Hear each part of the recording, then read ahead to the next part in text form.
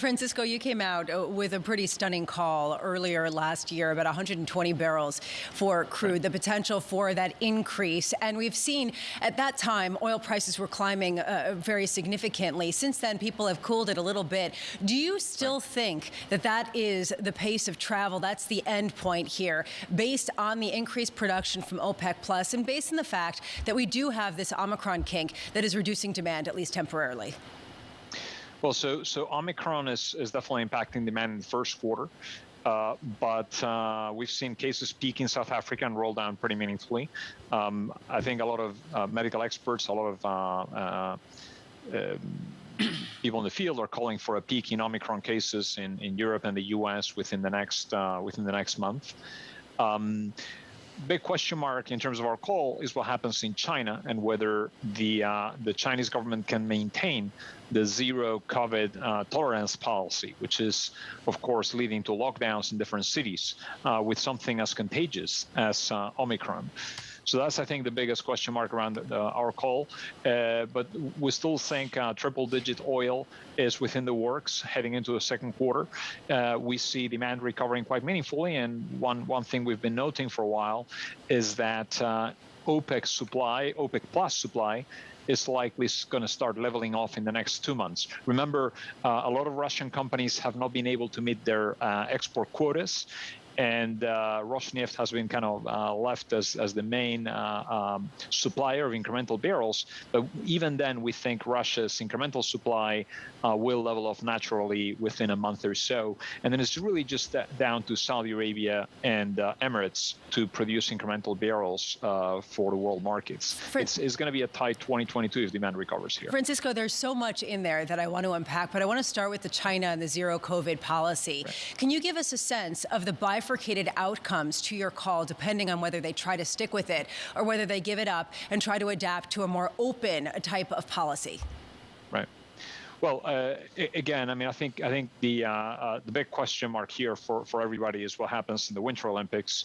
We are a month away, and many people, me included, which are not necessarily experts, really question how you can run a zero COVID tolerance policy under this influx of athletes from all around the world and diplomats and kind of everything that the Olympics brings with it.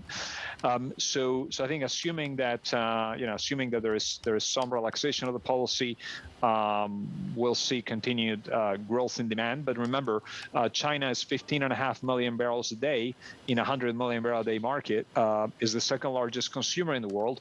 It's the number one oil importer in the world. So obviously, a strict lockdown in China, broad-based, will lead to meaningful demand loss. So we're keeping a close eye. And that's the main risk to our view at this point. We think Iran, which is the supply risk, is less of a challenge, right, given it seems like a resolution to the Iran nuke standoff is looking less likely by the day. Right. But those are two main downside risks to our view. Francisco, forget about all the Wall Street chit-chat. What does triple-digit oil, triple-digit aluminum, triple-digit live cattle, what does all that mean to us out in the real world? How's our world going to change with a Francisco Blanch $120 a barrel oil? Well, what's going to change, and you guys have talked about it in the prior segment, is going to force the Fed to tighten policy a little faster than the market was anticipating. I think 4 hikes this year is pretty much baked in, so we're going to see that. I'm a little more worried about the balance sheet runoff. Partly because what we saw back in 2018. In fact, back in the day, we wrote extensively about this in our cross-asset publications, and we looked at the impact of that on pieces entitled, one of them is entitled "Mind the Unwind." And I do believe that the Fed balance sheet has a huge impact on just generally asset values, maybe less so in commodity values, but we still saw a big sell-off in commodity prices as the Fed started to compress its balance sheet in the second half of 2018. So I think that's what it means. It means the Fed's going to be having to press a little harder on the brakes. And of course, we know that the big forces of demographics and technology could come into play in a minute. So it's a difficult job for the Fed to slow down the economy, to bring inflation back down to 2%. They could overdo it, and that's, I think, the big risk we're looking at into the second half of 22 and I guess first half of 23. That's what everyone's got in mind here as we go over the next 6 months. Francisco, can you give us a sense of the pace of that increase to triple-digit oil and what the trigger could be? Right, so the trigger is going to be primarily a competition between gasoline and middle distillates, things like diesel and jet fuel, that refineries need to produce. So generally, when you have two big forces in the oil market, the driving and trucking and flying, coming together and clashing, right, with this backdrop of incredibly high global gas prices, creating substitution into oil.